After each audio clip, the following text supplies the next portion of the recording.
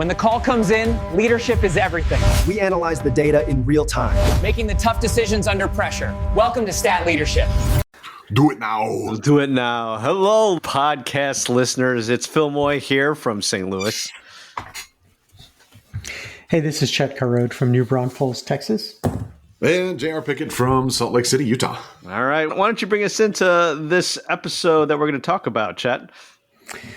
All right. Hey, this episode, we're going to talk about keys to authentic leadership. And this can be a broad topic. So we're going to talk about staying true to your values as a leader, engaging and being loyal to your team, building trust through authenticity and topics like this. Let's get started. I got it. Yeah. Why don't we start with defining what authenticity means? Because that's a vague word and everything. And for a while there, I've heard you got to be authentic. You got to be authentic. What does that mean per se to each of you? I think that would help us guide our audience when talking about authentic leadership. I think for me, it's you mean what you say and you say what you mean. And I know it's really just pitiful, right? But if you are disingenuous with folks, if you say one thing, you say what your values are, but then your actions speak to something completely different, then I think that's not being authentic. And I think that's important because people see through that immediately if you are not.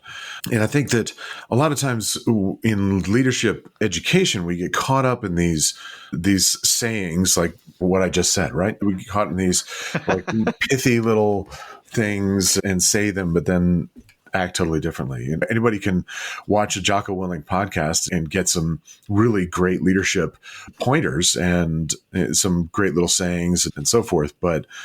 And you can repeat them all you want, but if you're not demonstrating that you believe in them by living those, then you're not authentic. Now, that's not to say that we have to live up to all of our deals all of the time. We are human beings. And as such, like, I'm not going to be the best version of myself every day, but at the same time, I'm going to try.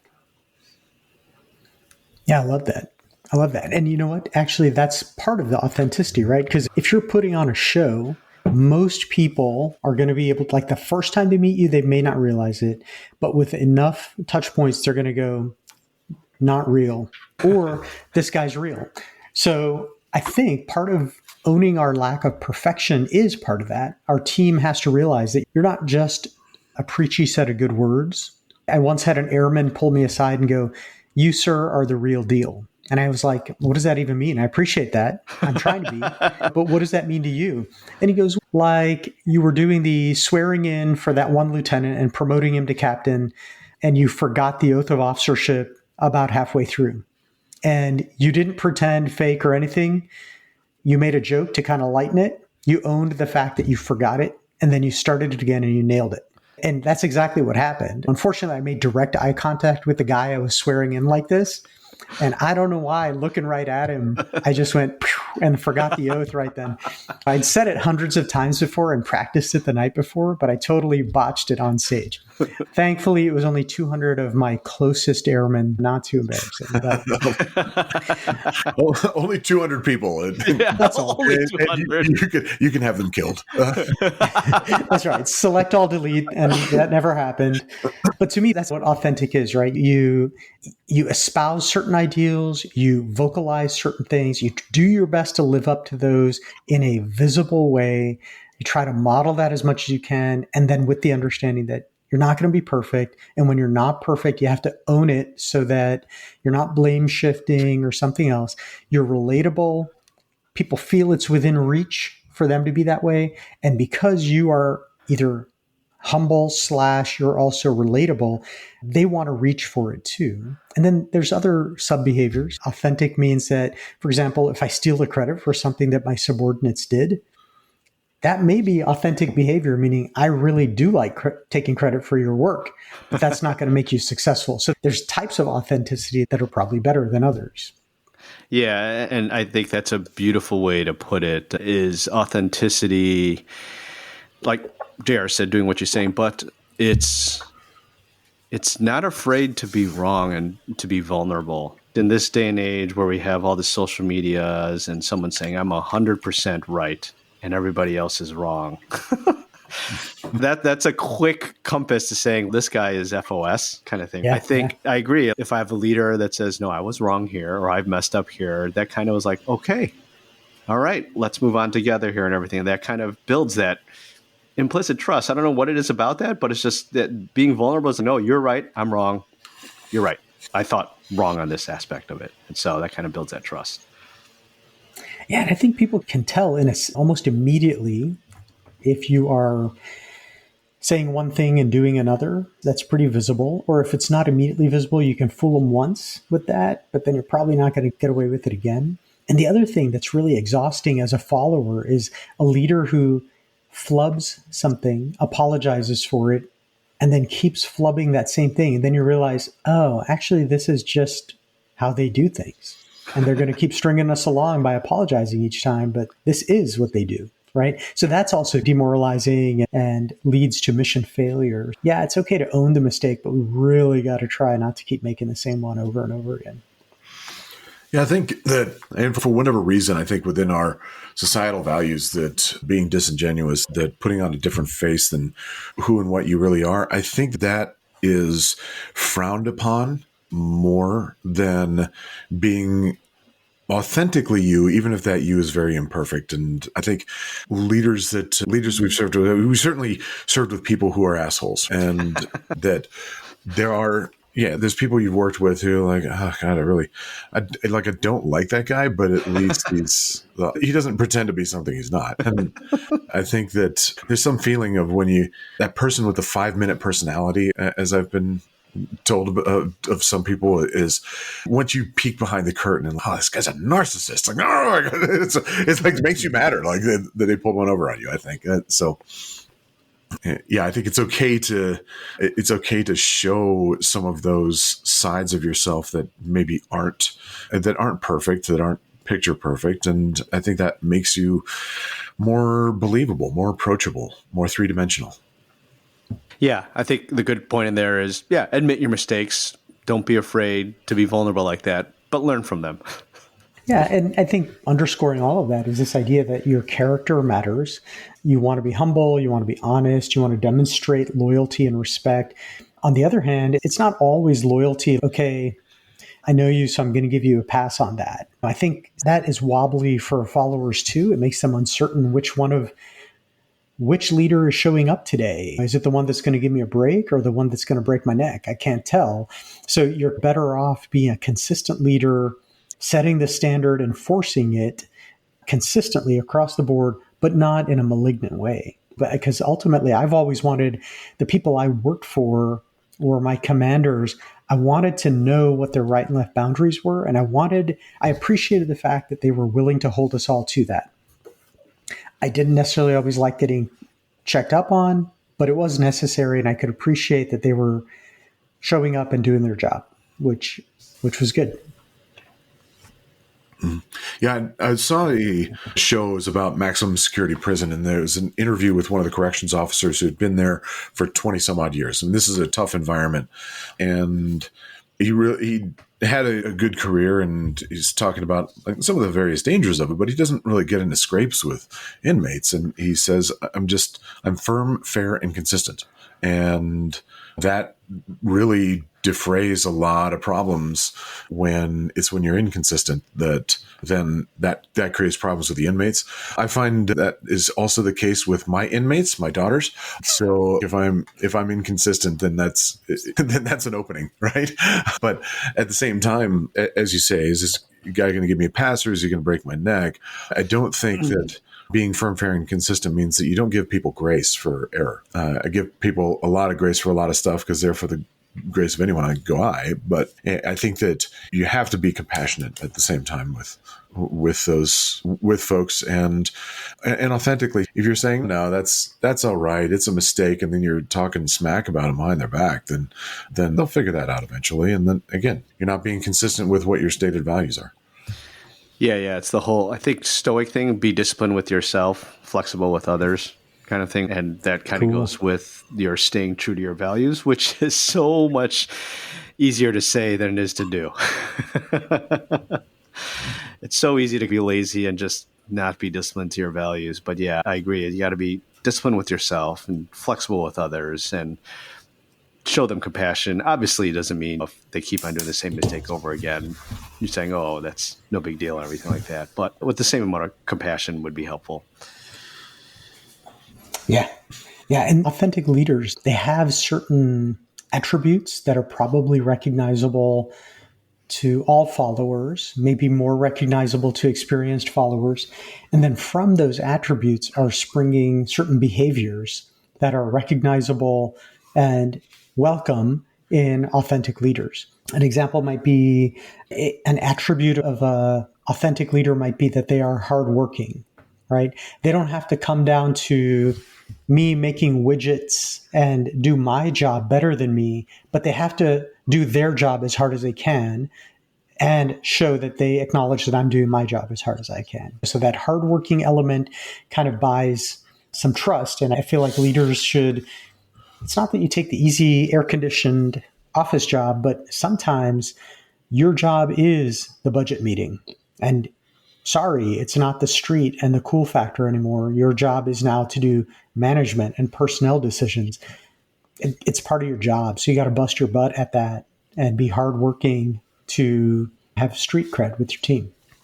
I think a quote I love from the book Starship Troopers that embodies this. And if you read the book, you watch the movie, they're very different. It's supposedly the same source material, but nope, not at all the same. Not at all? But in the movie, as Michael Ironside's character, Rathcheck, says, everyone fights, no one quits. In fact, in the book, the quote is, everyone fights, everyone works. And what that is interpreted to mean is, yeah, everybody has to get on the line and fight. I mean, kind of that mantra of every Marine's a rifleman idea, but also there's work to be done to sustain this. And it doesn't matter who you are, what your rank is, then you're working, you're participating in that. And I think that right there, just not being afraid to pick up a broom or do the job that's not very appetizing, that's demonstrating authenticity.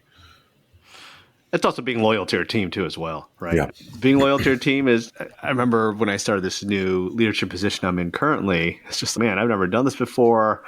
What do I do? And all you got to really do is just listen to your team and listen to either their gripes or any issues they have. And that's your compass, and that's being loyal. And sometimes it's the boring shit, right? Financial spreadsheets, personnel issues, just making sure those checks and check boxes are checked and everything. But that's part of being the leader, is just being loyal to your team and doing the stuff that no one really wants to do, but to keep things functional. Yeah. Telling your team member, look, I'm going to show you, I'm not going to ask you to do anything that I would be unwilling to do myself. And that includes unpleasant tasks, but understand that we are a large organization and I'm going to have to ask you to do unpleasant tasks. And I think that folks are like, yeah, okay, if you are available for that, you'll be helping me with it. And I do it a lot more cheerfully if I know, all right, this person has done it and they would be here doing it with me if they were available or able to do it.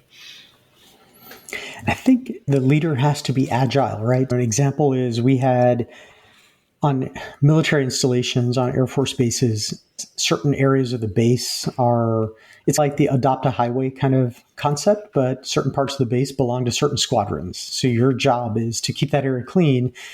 So you could easily just send your squadron out to pick up the trash, but I always liked doing that. Not so much the act of picking up trash, but being with the airmen while we all did it. The same afternoon, though, I'm sitting there disciplining somebody because they took 5 boxes of paperwork that had personally identifiable information on it. And instead of shredding it, they took it out to a dumpster and just threw it all in there because they were sick of having to do all the shredding. They thought it was a job beneath them. So in the morning, I'm picking up trash with all my airmen. In the afternoon, I'm having to have the discussion about, you're going to get in trouble now for dumping all this PII outside in a dumpster instead of shredding it the way you were asked to do.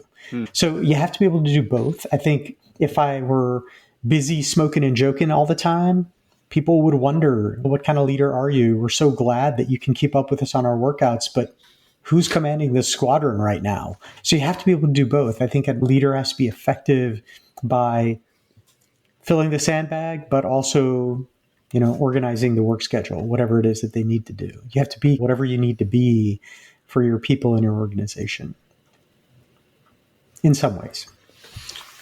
Yeah, you can't, like you say, you can't just be smoking and joking with the Joes. And that's the other piece of it is you got to do your job.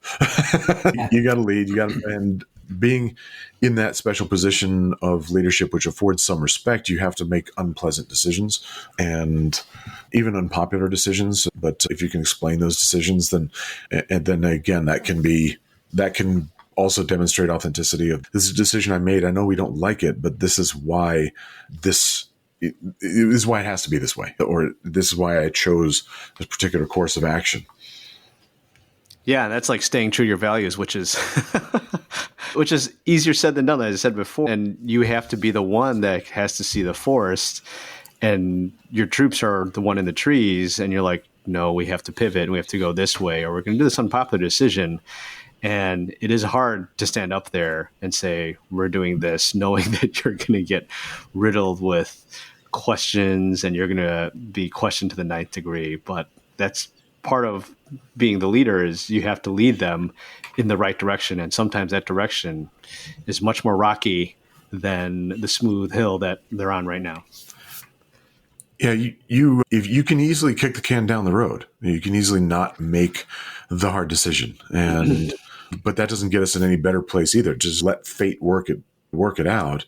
And it's not to say you always have to do something. Sometimes making the choice is choosing to not do something about whatever. But just kicking the can down the road and avoiding that indecision will come back to bite you more often than not. Yeah, absolutely. And those are the challenges of, if you look at like in Band of Brothers, Dick Winters has a certain style, Buck Compton has a different style. Both are effective even at the tactical level, right? So when they're taking a team through on a movement, they're both good at it. But they're early on in the series, you see a little bit of friction between those two leaders because Buck's getting told, hey, I don't want you gambling with the men. And he's kind of, what's the big deal? I'm just getting to know them. You've known these guys a long time. This is my way of relating. And it's interesting, Winter's perspective. He's, what would you do if you won all their money? And Buck's, what? Because he wasn't really thinking of that. And Winters was exceptional. He was thinking at a different level. He's, I don't ever want to be in a position to take from my people. I want to relate to them, but they're relying on me. I have to approach that a little bit differently. Sure, different styles are there, but the exceptional leaders are thinking several steps down the road. What if it goes that way? Am I ready to deal with that? Yep. Yeah, Phil, you mentioned being loyal to your team. And so I think that's really, I think sometimes we get this backwards, particularly in healthcare organizations, where our first duty is to the patients. No, really, your first duty needs to be to the team, because happy team members, happy nurses, happy medics, happy doctors make happy patients. And if they can work there in a place of safety and they know that you've got their back, then they're going to be better versions of themselves when it comes to their work. And a corollary to that is a quote from Simon Sinek from one of his talks, that sacrificing someone who works for you is to violate a deeply held social contract.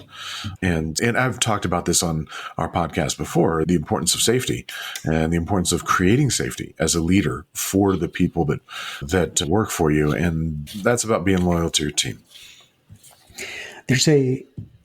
JR, that's such a great point. And then there's always this wrinkle for leaders, right? So you want to give somebody as much of a chance as you can, and yet they keep doing something over and over. And now your loyalty, you also have to expand it beyond that individual to the rest of the team, everybody who's doing it right and not checking out or phoning it in.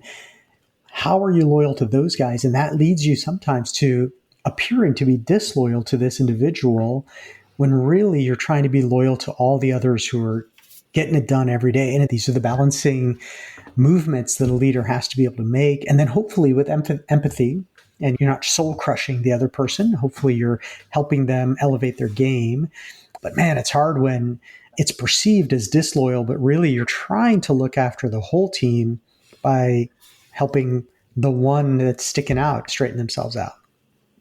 It was such a hard thing to do when you're trying to institute something new as a leader. You're always going to have your early adopters, right? 25%. 50% are going to be the ones that are going to be laggards, and the last 25% are never going to buy in to what you say. And this book I'm reading, Leadership, is your job as a leader is to get those 50% to buy in with the early adopters 25% and keep those 50% of people away from the 25% who will never buy in. It's not that you're neglecting them. You could still listen to the 25% who will never pick up on it and listen to their complaints, because they do have some valid points. And I always say someone always has something worthwhile to say, even though majority of it is chaff. But you want to support the ones that are helping guide the ship in the right direction. And those could be the 50% you have to convince that this is the right path. There's very little that's as demoralizing to a high performer as you tolerating a low performer. People who are high performers in their job, and especially when they believe in the organization and believe that the organization is elite and that the people in it do a good job, then they look at somebody who's a low performer and like nothing happens to them. There's no counseling. There's no change in their career trajectory or anything like that. It's like, why am I working so hard? Clearly performance means nothing here. So why should I do it? So I think that what you say about the loyalty to the team, it does mean cutting loose dead weight. But I also think that it's not as simple as that. Like cutting people loose, that's always the easy answer. That's for shit leaders that just, okay, well, fine, we'll fire this person, we'll decredential this person, whatever. I think that's really an expedient that is given by people who don't really know how to lead a complex situation. But at the same time, like you do have to limit the impact of those folks. And maybe they're treatable as somebody that you give them some mentoring and not just a one-time sit down like, hey, quit fucking up, but fix yourself. But actually a plan of sit down. Let's do some ongoing counseling. Let's set some goals. Let's give you some additional training and to turn someone around. That shows their commitment to the organization, shows their commitment to their performance and to their colleagues, even if they're not as solid as their colleagues are.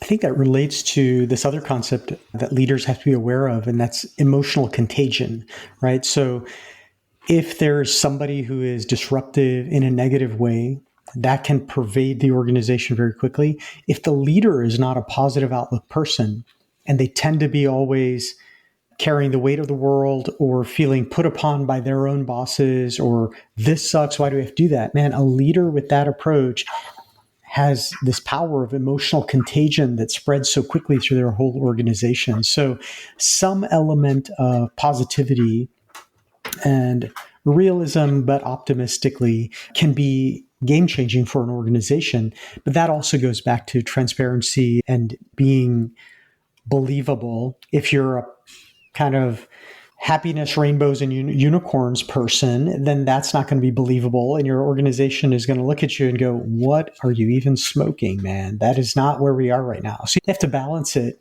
but that the potential for negativity to drown your team is there, particularly if you're the leader, because you impact everybody.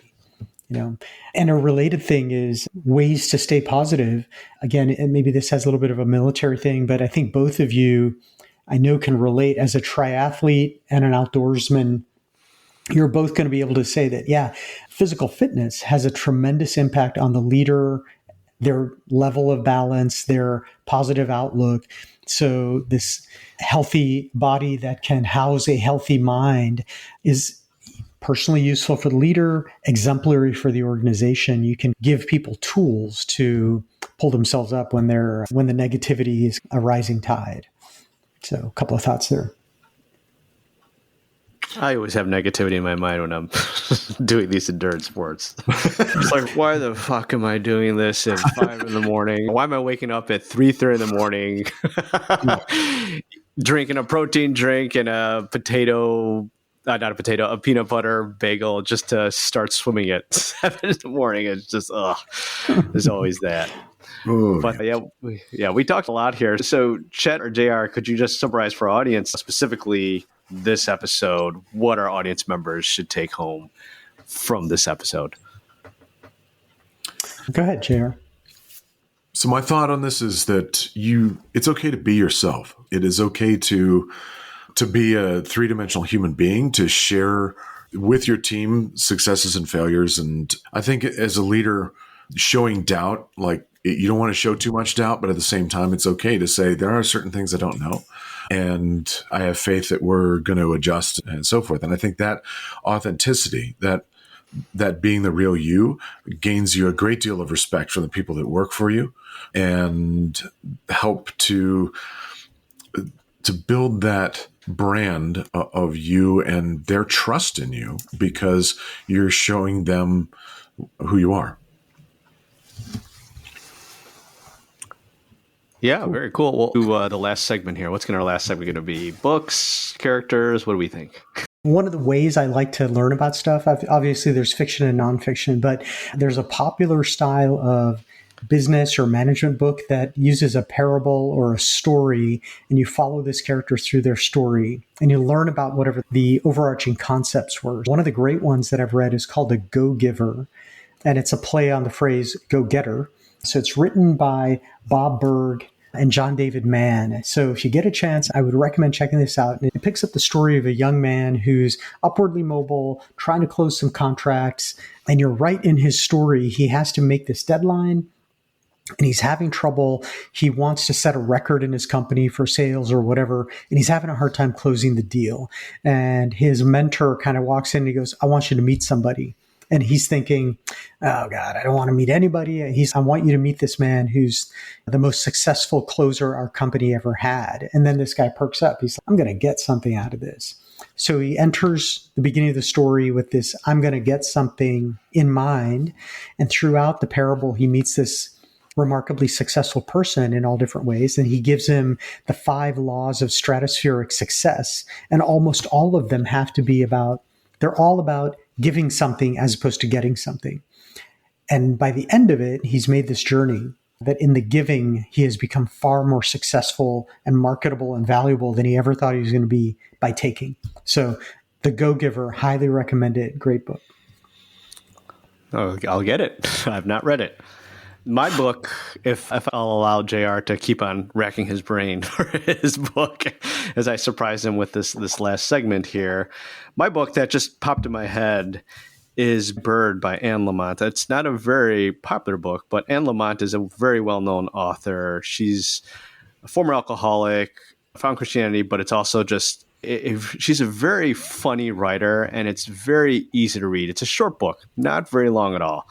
But it's a book that offers practical advice about writing itself, but it uses the anecdote starting with Bird by Bird. And what do we mean by Bird by Bird? She tells a story of how her brother in elementary school had to write a book report on this bird, about birds, essentially. And he was panicking. He was frustrated. He's, oh my God, this is so hard. And his father got the book out and said, he says, how am I going to do all this by tomorrow? He goes, you do it bird by bird, one step at a time.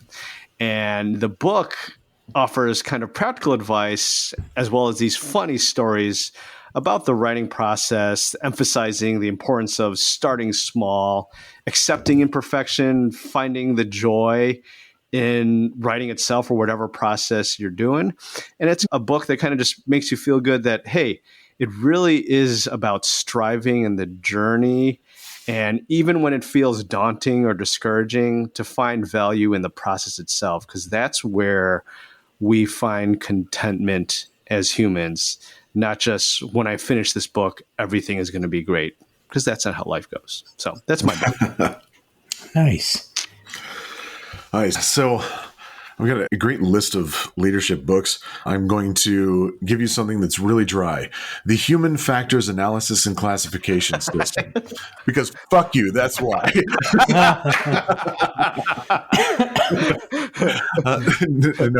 Seriously, and it comes in a little manual. It's a view of how to look at mishaps, look at how things went wrong. And it is geared towards aviation, but it helps you to take a very holistic view of when things didn't go right. Why didn't it go right? What are not just the human factors, because I think it's easy to chalk screw ups up to the person is not capable. The person they're an idiot. They don't know what they're doing or anything like that. And hardly ever is that actually the case. The case is much more often a combination of factors. Are there policy problems that make things unwieldy? Is there a lack of oversight? Are there cultural issues? Is there a culture that makes you cut corners? Or that tolerates you cutting corners? As Jocko says, it's not about what you preach. It's about what you tolerate. And so this very holistic view of an aviation mishap will help you to understand, again, giving people grace for when screw-ups happen, but putting yourself into that pilot's shoes, same thing, putting yourself into the employee's shoes. And so I know that does not lend itself to audiobooks. I get it. But like the flip chart that shows this analysis system, then I find that it's a really helpful way of dissecting something that went wrong. What's the name of the book again? It's called the Human Factors Analysis and Classification System. How many pages? It's the laminated flip book. Like it's hardly any at all. There's like literally a flip book, huh? It's like it's like a thin book. Yeah. Okay, That was wonderfully disruptive, man. You totally took us in a different direction. Thanks. I am nothing if not a disruptor. Appreciate it. Thanks for everybody for coming on and everything. Anything else we need to say before I push stop? No, looking forward to the next one. Great seeing you guys. Yeah.